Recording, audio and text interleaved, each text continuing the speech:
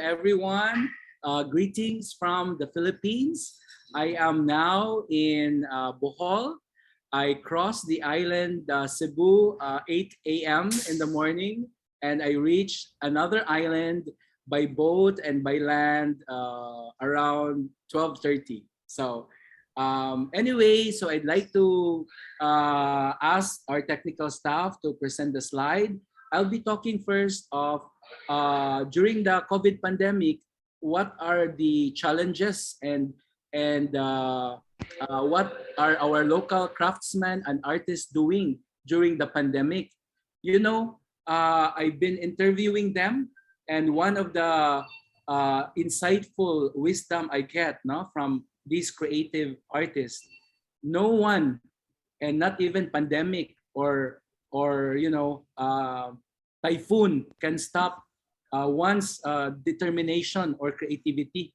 Our creativity is once we are still alive, once we still breathe air, then we still have to be creative, no? So nothing can stop that. And the Philippines is a vulnerable country, although we are as part of the ASEAN region, but we've been always a favorite of this super typhoon. So we're so vulnerable of climate change and in its impact. So I will also talk about sharing our different partners, not only in Cebu where I live, but in Bohol, as well as in Mindanao along the lake with the young people, and then in the northern part of Luzon. So I'm broadening up in the whole Philippines. So can we do quickly? I will just skip my presentation on who we are as an organization. So our organization is a nonprofit. We are all volunteers, and we engage with grassroots to empower and transform lives. So can you please go to the next slide? Yeah. So our goal here is transforming lives, and through education, through energy, because a lot of our tribes, our communities don't have access to energy and opportunity.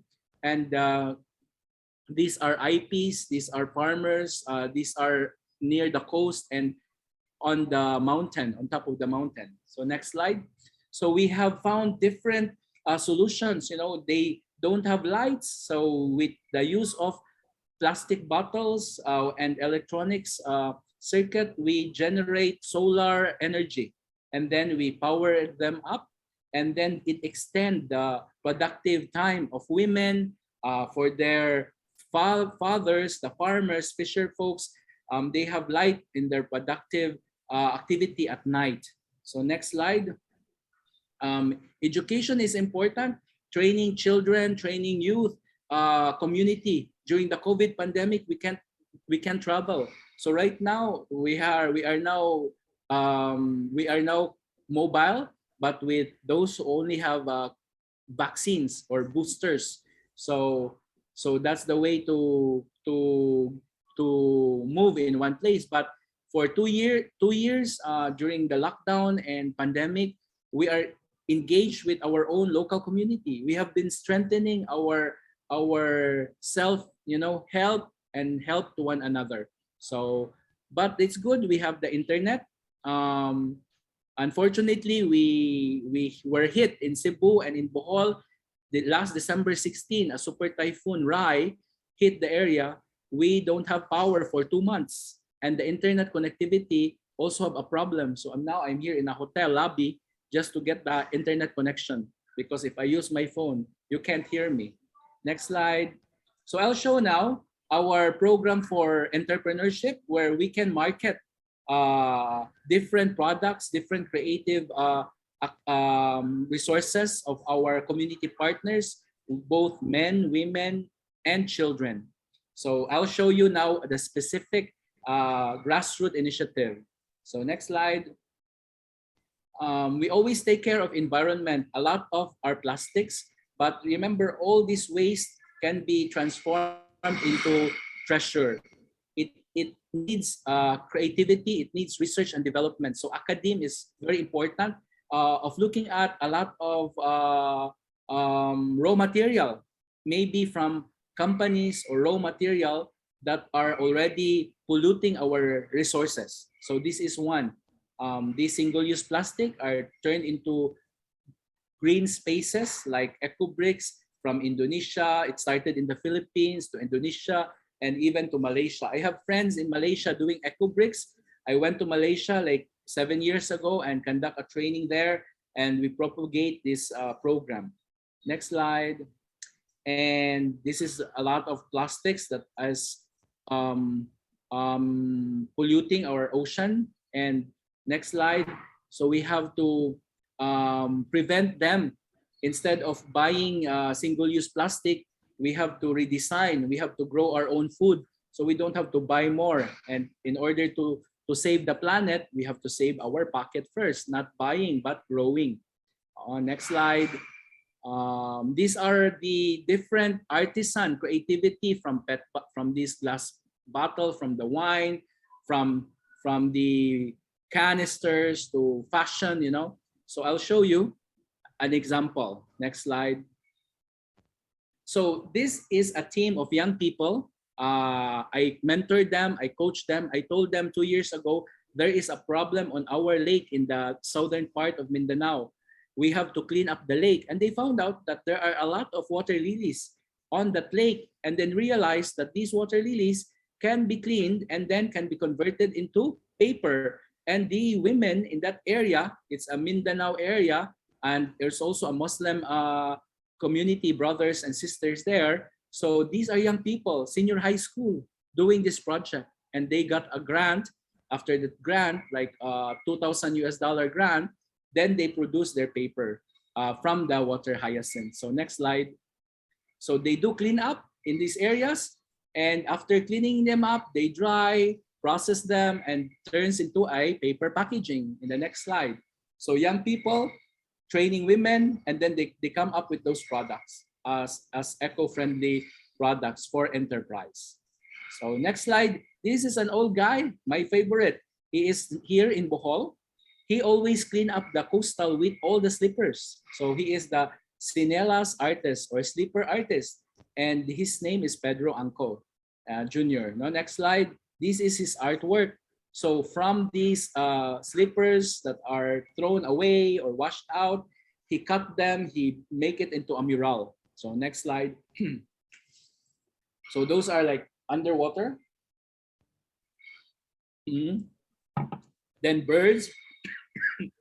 So those are from plastics, and a lot of people are buying his work, exhibits. No, next slide. Oh, that's me, my friend in Cebu. She has a company, Seahorse. Yeah, and I said, oh, I have a friend artist. This is during pandemic. He said, oh, I want to buy that item. So at least he got money, you know, even in the pandemic. And the artwork is made from trash, no, from sea Nellas. And this one is our good friend in Manila, in Luzon. The same, there are native, what they call Ratan and water lilies. What happened, he told me, Renel Batralo told me, like during COVID pandemic, people are just there in their community. And he found out that there are so much natural resources, and he is a creative artist, a craftsman. So he able to train women, children in his neighborhood to come up with all this handicraft. So for the past 2 years, the internet, social media is one way to advertise. He didn't go for exhibits in other places because of COVID pandemic, but keep on investing in women, in the locals, to do this handicraft from locally sourced material, because it's so expensive to import raw material. So creativity in a sense of utilizing what we have. Next slide. So these are his work and the work of his people. Similar to Malaysia, we are a tropical country. We have all these type of bamboo, you know, etc. Ratan, native fibers that can be woven into arts and crafts. So these are sorry, bags from water hyacinth, from the water lilies, as well as bamboo. Yeah, next slide. Also chairs. So abaca, the Manila hemp. We also have hemp here, and Malaysia. I have a group friends from Malaysia. In fact, the previous speaker is our good friend also. We've been talking about climate justice school, promoting natural fiber, hemp, as one of the structure for sustainability in packaging and building. No? So we need to invest on that. Next slide.